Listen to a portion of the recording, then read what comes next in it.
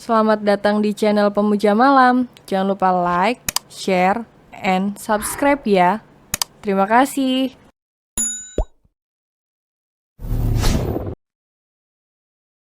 Chapter 21 sudah mendapat lawan yang sebanding. Angga kembali menghembuskan nafas dengan berat, lalu memilih berjalan menuju meja kerja di mana tuannya duduk. Leo mengerutkan keningnya saat Angga meletakkan sebuah amplop putih di atas berkas yang tengah Leo periksa. Apa ini? Tanya Leo yang akhirnya mengangkat kepala untuk melihat wajah asistennya. Angga hanya diam, namun membuat Leo jadi penasaran dengan isi di dalam amplop tersebut. Dia pun segera membuka amplop putih itu. Matanya membulat sempurna. Lalu di detik berikutnya Leo berlari cepat keluar dari ruangannya, disusul oleh ayunan kaki sang asisten pribadi di belakangnya. Leo terus menekan tombol lift tidak sabaran. Terlihat jelas kepanikan di wajah tampannya itu. Tiba-tiba, di dalam lift Leo memukul wajah Angga dengan tinjunya. Bukan main rasanya emosi Leo pada asisten pribadinya tersebut. Bisa-bisanya Angga memberikan surat pengunduran diri dari Alexandra. Tanpa langsung menghubunginya dahulu, Leo menarik kerah ke meja Angga dengan geram. Terlihat darah segar keluar dari sudut bibir asisten pribadinya itu. Jika Alexandra menghilang lagi, aku akan benar-benar memecatmu. Leo mendorong tubuh Angga. Hingga terdengar suara punggung Angga yang membentur dinding lift. Leo buru-buru keluar saat pintu lift kembali terbuka. Pria itu berlari menuju tempat di mana Alexandra biasa bekerja. Di mana Alexandra? Tanya Leo pada security yang dia tugaskan. Untuk melaporkan segala sesuatu mengenai wanitanya itu. Nona Alexandra sudah pulang, Tuan. Dek, apa? Kenapa kau membiarkannya pergi? Hah? Kini giliran security itu yang ditarik kerah bajunya oleh Leo. Tuan, sudah Tuan, lepaskan dia. Angga mencoba menenangkan tuannya. Sebenarnya memang bukan salah security itu. Sebab pria bertubuh tambun itu hanya ditugaskan sampai waktunya Alexandra selesai bekerja. Selebihnya bukan lagi tanggung jawab pria tersebut. Leo menepis tangan Angga kasar. Lalu kembali melangkah cepat menuju parkiran. Pasti dia marah sekali karena kejadian tadi. Leo kembali dibuat frustasi saat tidak melihat kendaraan milik kekasihnya di parkiran perusahaannya. Leo mengeluarkan ponselnya, lalu berkali-kali mencoba menghubungi nomor Alexandra. Namun gagal, ponselnya tidak aktif. Sayang, kamu di mana? Kenapa nomormu tidak aktif? Tanya Leo dalam hati dengan penuh kekhawatiran. Leo berlari menuju mobilnya yang terparkir di parkiran khusus di depan lobi perusahaan. Tuan, biarkan saya yang bawa mobilnya, Tuan. Angga setengah berlari berusaha menghentikan mobil yang dikendarai Leo. Namun usahanya gagal. Saat kendaraan itu melaju begitu cepat meninggalkan perusahaannya. Nona Alexandra, Anda memang hebat. Saya mengakuinya. Batin Angga menatap kepergian Leo, hingga kendaraan yang dikendarai oleh tuannya tersebut hilang dari pandangan. Sesampainya di rumah, Ale pun langsung masuk seperti biasa. "Non, If, tumben sudah pulang?" tanya si Bibi saat Ale sudah berada di dapur untuk mengambil minuman. "Iya, Bi, pekerjaanku sudah selesai," sahut Ale sambil sesekali meneguk air mineral kemasan kecil. Yang memang tersedia banyak di rumahnya. "Bibi habis belanja?" tanya Ale saat melihat wanita berusia lebih dari setengah abad itu begitu cekatan mengeluarkan sayur mayur, ikan segar dan daging-dagingan dari dalam kantong belanjaannya. "Iya, Non, Bibi baru pulang dari supermarket." "Kok sore, Bi?" tanya Ale heran.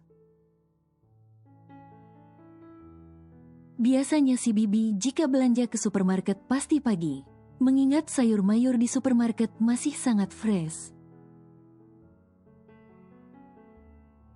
Si Bibi hanya diam, menunduk, tidak berani menjawab. "Bi."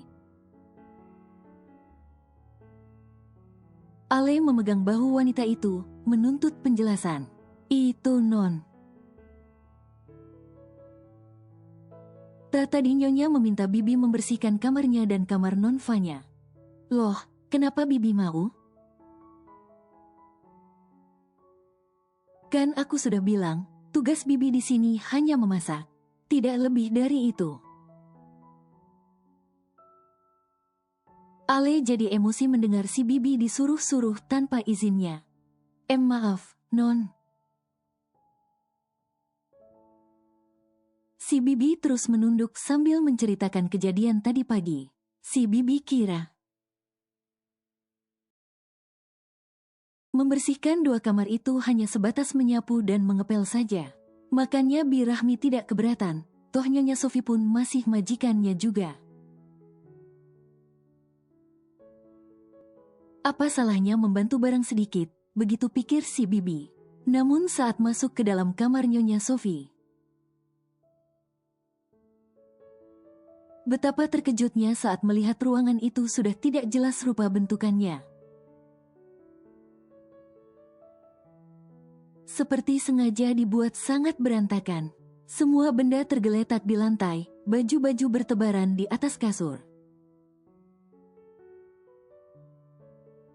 Belum lagi kamar mandi yang dibuat sedemikian kotor. Dan begitu pula di kamar Fanya. Semua sama berantakannya seperti kamar ibunya. Hah? Ale terkejut bukan main. Ini pasti akal-akalan ibu tirinya untuk mengerjai Bi Rahmi. Ale menggelengkan kepalanya, tidak percaya. Ibu tirinya tega mengerjai wanita tua seperti Bi Rahmi. Ale memejamkan mata beberapa detik, mengatur napasnya, mencoba menenangkan dirinya sendiri. Tidak ingin tersulut emosi, nyatanya sulit sekali. Susah payah Ale menjemput Bi Rahmi beberapa waktu lalu.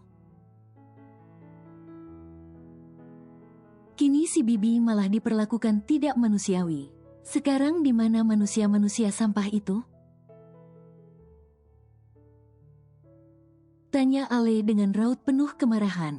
Nyonya Sofi pergi setelah Tuan berangkat bekerja, Non. Kalau Non Fanya belum pulang sejak kemarin. Lagi, si Bibi menjawab dengan terbata. Takut, sudah pasti, tak banyak bicara lagi. Ale segera melangkahkan kakinya meninggalkan si Bibi.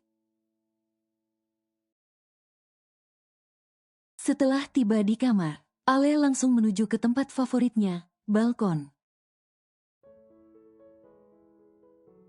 Salah satu tempat paling nyaman di ruangan pribadinya. Ale mengalihkan pandangannya pada mentari di ujung barat. Sinarnya mulai meredup di antara gumpalan mega-mega putih. Ale mengambil ponselnya yang berada di saku jaket yang masih melekat di tubuhnya. Berkali-kali menghembuskan nafasnya dengan berat saat menatap layar ponselnya yang sengaja dia matikan. Mungkin hadirmu hanya untuk singgah, mencari seseorang untuk sekedar dijadikan pelarian. Dan kebetulan akulah yang jadi sasaran. Ale membatin sambil terus menatap layar gawainya yang gelap. Seketika pandangan Ale samar, karena sudah tertutup genangan. Buliran kristal bening menerobos keluar begitu saja. Kerinduan akan hadirnya seseorang membuat dadanya terpukul hebat. Sampai Ale sedikit kesulitan bahkan hanya untuk menarik nafasnya sendiri. Sesak atas langkah yang dia ambil hari ini. Menjauh dan mengubur perasaannya yang baru saja tumbuh, sungguh menyesakan. Ini luka yang ku sengaja. Aku tahu akhirnya akan seperti apa. Pada akhirnya aku yang kalah. Setelah beberapa saat wanita itu membiarkan air mata tumpah untuk melepaskan sesak yang nyatanya masih bersarang di dada. Dikhianati oleh sahabat sendiri, dipermainkan oleh rasa yang baru bermula. Semua itu terus membuat kenangan buruk di batinnya. Sudah pukul 7 malam. Ale dan Datzak sudah berada di meja makan. Hidangan yang lengkap dimasak oleh chef paling handal, yang tidak lain adalah birahmi yang begitu menggugah selera. Terima kasih, Bi, ucap Ale dengan mengulas senyum.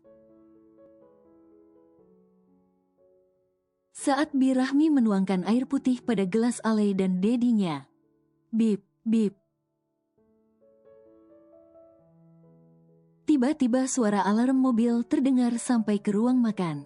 Ale tahu, itu pasti bersumber dari kendaraan pribadi ibu tirinya. Tandanya wanita itu sudah pulang. Ale sedikit melirik ke arah dedinya. Namun Datzak malah memulai makan malam dengan ekspresi datar.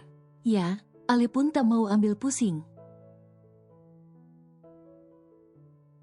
Wanita itu ikut memulai makan malamnya dengan sang dedi. Terdengar suara langkah kaki dan sesekali diikuti dengan tawa. Selamat malam, Dat. Sapa seseorang yang sudah 2 hari tidak menampakkan dirinya di rumah utama. Datzak menoleh sekilas, namun sedetik kemudian kembali fokus. Melihat ke piring makan yang ada di hadapannya, Zak, kenapa kalian makan duluan? Kenapa tidak menunggu kami pulang? Pekik Nyonya Sophie dengan tatapan tidak suka. Pada Tuan Zak maupun putri tirinya. Daripada kau marah-marah, lebih baik sekarang kalian bersihkan diri. Aku tunggu 5 menit, ada yang ingin aku bicarakan dengan kalian semua. Nyonya Sophie mengernyitkan dahinya. Jantung wanita itu bergemuruh kencang. Bukan rasa marah yang membuatnya berpacu, melainkan rasa yang dia sendiri pun tidak mengerti apa. Mungkin saja perasaan takut. Takut kalau Tuan Zak sudah mengetahui semua yang terjadi di masa lalu. Kenapa kalian malah bengong? Ayo cepat. Tuan Zak kembali memberi perintah dengan tegas. Sontak Nyonya Sophie dan Vanya pun segera melangkah menuju kamar masing-masing. Ah!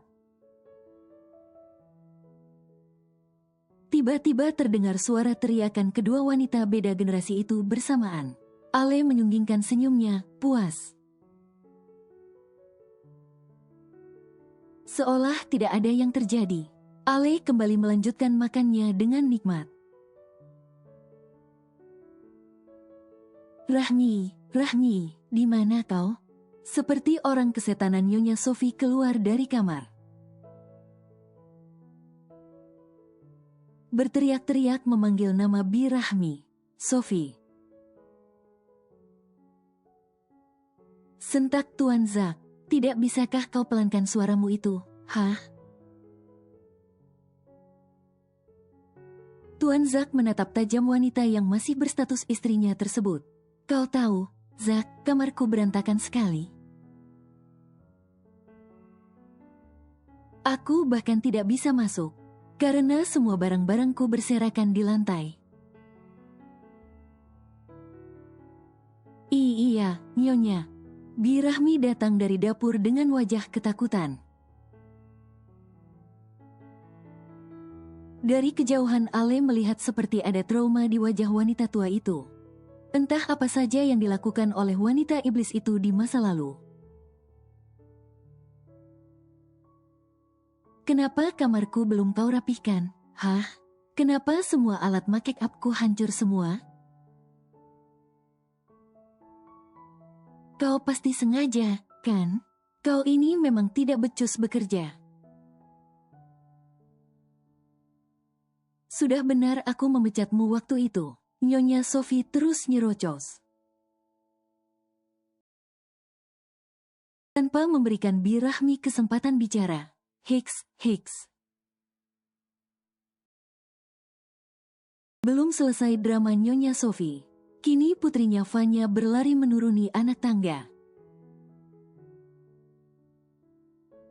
Dengan lelehan air mata yang sudah membanjiri wajah full make up-nya. Kamu kenapa menangis, Vanya? Nyonya Sophie berjalan menghampiri putrinya. Hiks, Bu, kamarku berantakan sekali.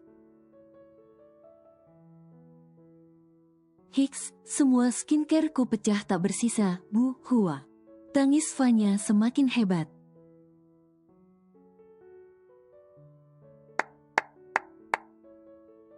Di tengah kekacauan itu, terdengar suara tepuk tangan dari arah meja makan. Sontak Nyonya Sophie, Vanya dan Bi Rahmi menoleh ke arah sumber suara. Aku rasa jika kalian masuk nominasi Queen of Drama, kalian berdua pasti akan menang. Sarkas Ale berucap dengan menopang dagunya. Menatap dengan penuh ejekan pada ibu dan adik tirinya. Nyonya Sophie dan Vanya belum mengerti arti ucapan Alexandra. Mereka hanya diam menatap Ale dengan tajam.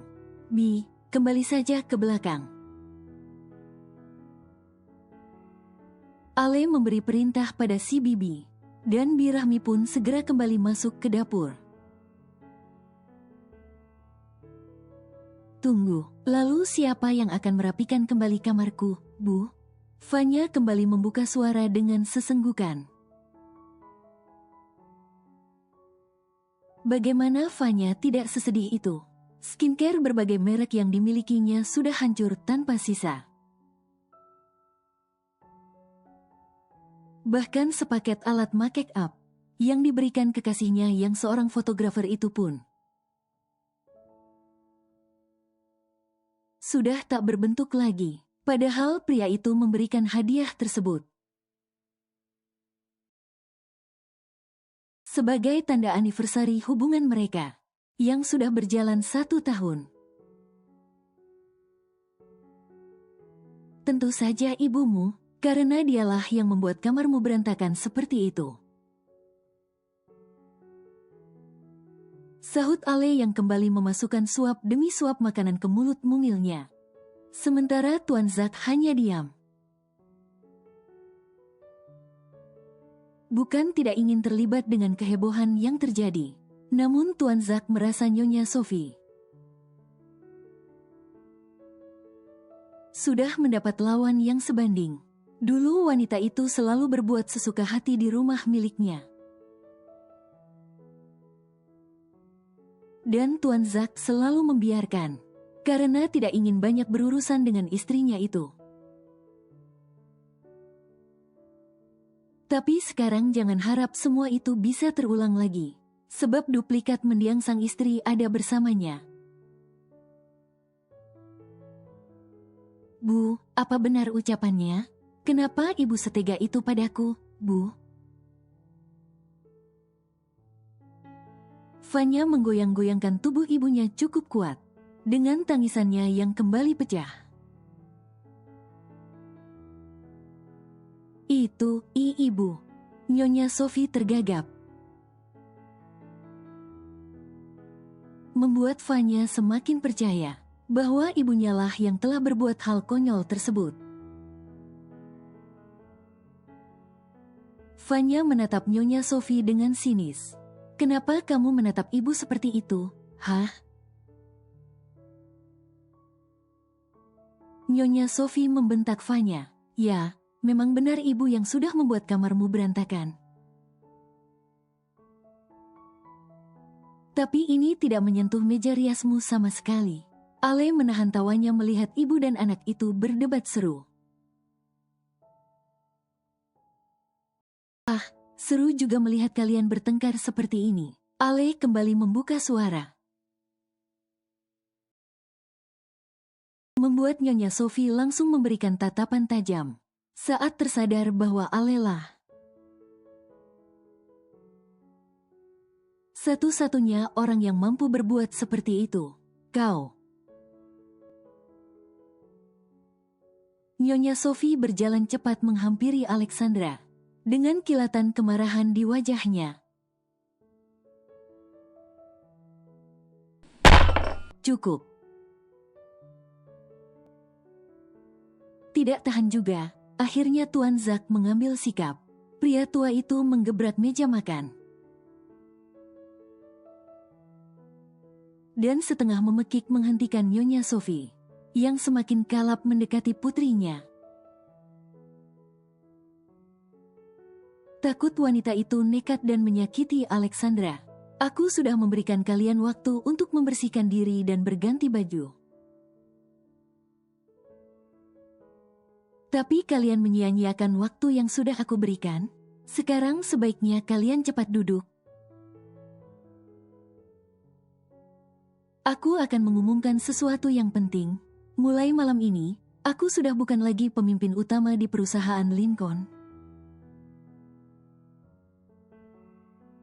Dek, ketiga wanita yang duduk bersama dengan Tuan Zack di meja makan itu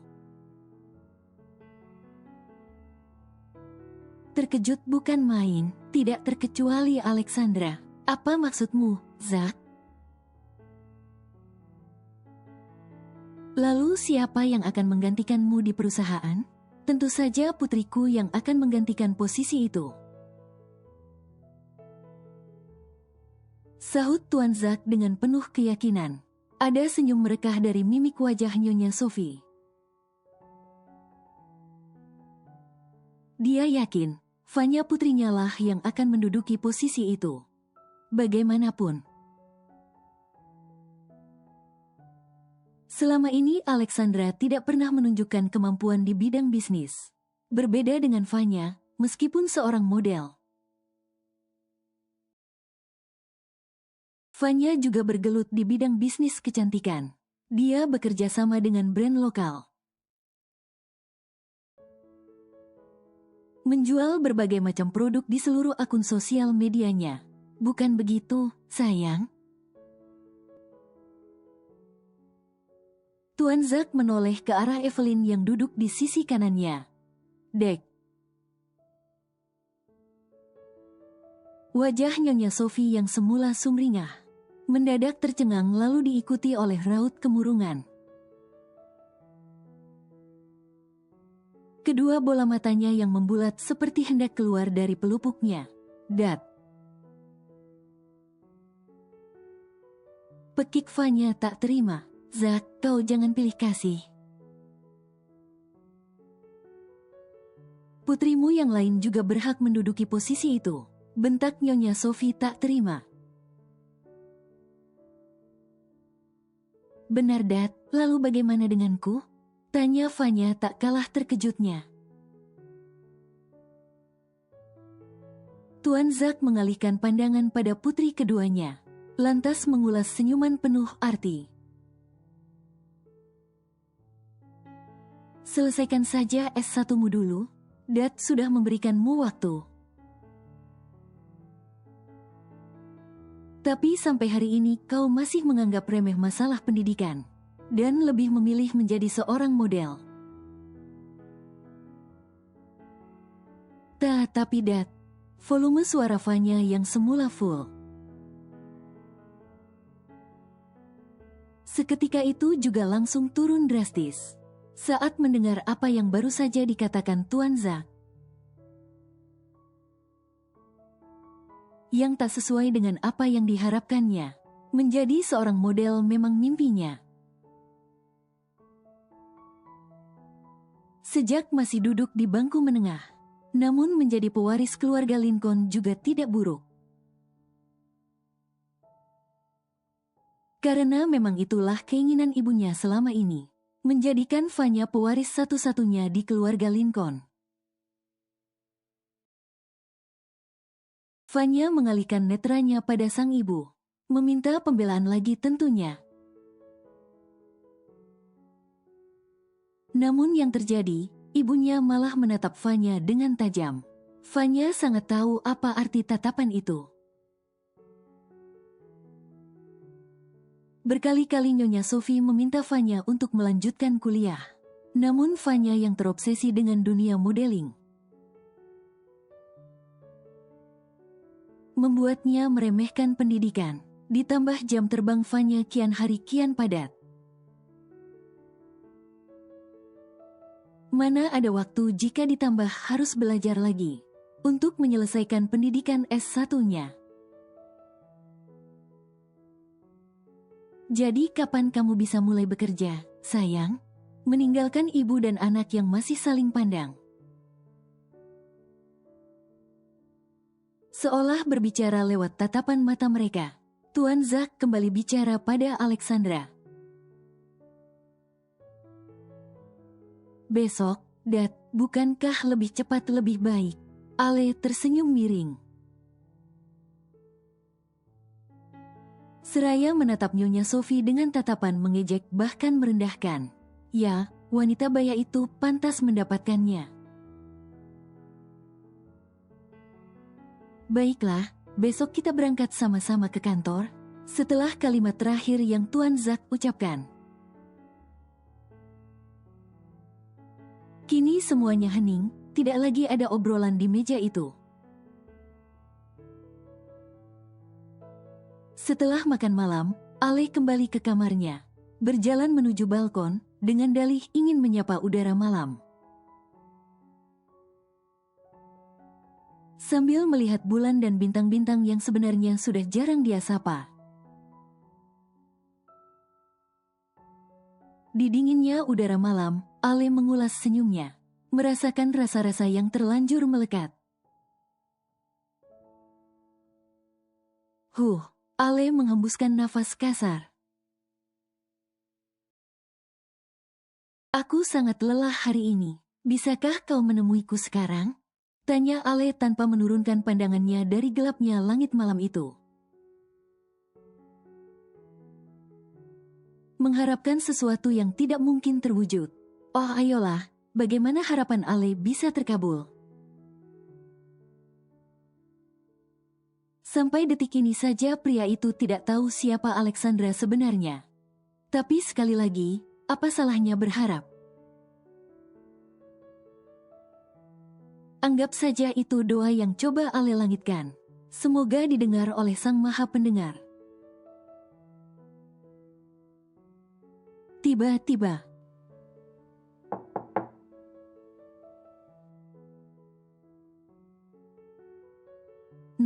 Non Evelyn, di tengah lamunannya,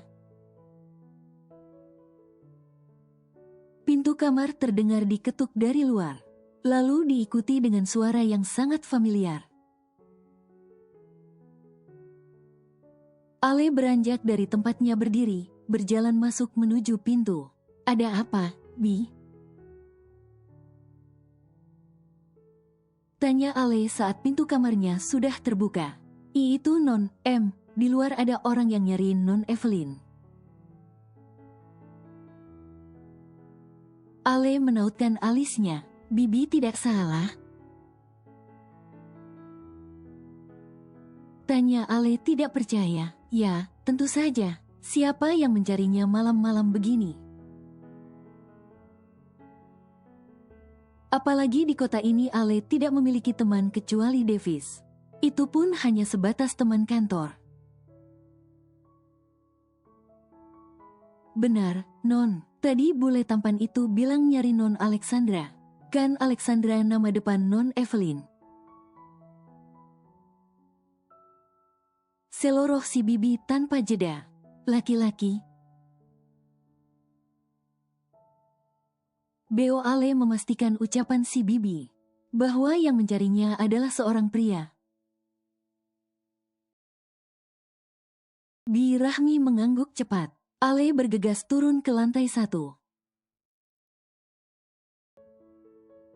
Setengah berlari menuruni tangga, karena rasa penasarannya yang saat ini tengah mendominasi. Dek, seketika itu Ale mematung di tempat. Tubuhnya tidak bisa lagi digerakkan. Setetes air mata lolos begitu saja.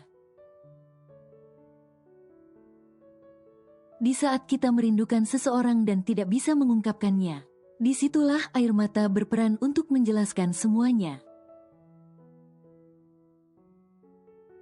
Pria bule yang disebutkan Bi Asih tadi menatap sendu wajah kekasihnya itu. Susah payah dia mencari, ternyata wanitanya berada begitu dekat. Tangan Ale ditarik kencang, hingga memaksa tubuh wanita itu menabrak dada bidang si pria bule tersebut. "I miss you so much," bisiknya dengan semakin mengeratkan pelukan. Ale masih mematung di tempatnya, namun kristal bening tak henti-hentinya mengalir. Seolah menggambarkan betapa Ale pun merindukan pria yang masih menjadi kekasihnya itu. 1 menit berlalu, namun dari keduanya tidak ada yang memulai untuk melepaskan diri. Terlebih si Raja Singa itu yang terus memeluk, dan sesekali memberikan kecupannya di pucuk kepala Alexandra. Tiba-tiba suara deheman yang cukup keras membuat Ale mendorong tubuh Leo agar melepaskan pelukannya. Leo yang tidak siap, tubuh kekarnya pun sedikit terhuyung ke belakang. Ale cepat-cepat menyeka air matanya. "Tuan Leo." Betapa terkejutnya Tuan Zack saat melihat siapa yang memeluk putrinya dengan begitu erat seperti itu. Tadi Tuan Zack tidak melihat wajah Leo, sebab posisi Leo berdiri sedikit membelakangi pintu masuk. Leo membungkuk hormat. "Tuan Leo sudah bertemu dengan putri saya?" "Ini putri sulung yang pernah saya ceritakan itu, Tuan." "Maksud Tuan Zack, Alexandra itu Evelyn?" Tuan Zack mengangguk dengan senyuman indah, yang menghiasi sisa-sisa ketampanan di wajah tuanya itu. "Kalau begitu, saya akan langsung meminta izin pada Tuan untuk merestui hubungan saya dengan Evelyn." Leo menarik Ale kembali untuk berdiri di sisinya, lalu menggenggam erat jemari wanitanya tersebut.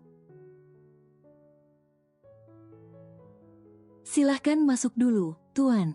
Kita bicarakan ini di dalam.